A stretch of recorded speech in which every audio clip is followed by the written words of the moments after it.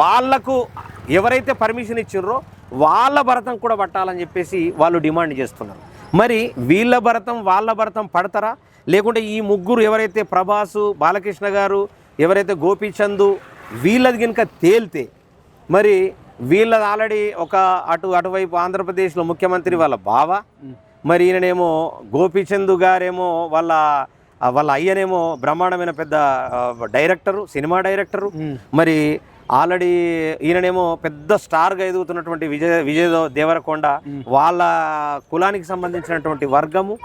ఇట్లా వీళ్ళందరూ ఉన్నారు కాబట్టి తర్వాత మోహన్ బాబు కూతురు మంచు లక్ష్మి, తర్వాత ప్రకాష్ రాజు కూడా ఉన్నాడు.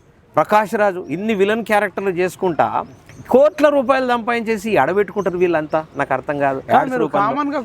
తర్వాత ఇంకొకటి నా బాధాకరమైనటువంటిది, ఐపీఎల్ నడుస్తున్నది ఇప్పుడు. ఐపీఎల్లో కూడా విపరీతమైనటువంటి బెట్టింగ్ జరుగుతూ ఉన్నది.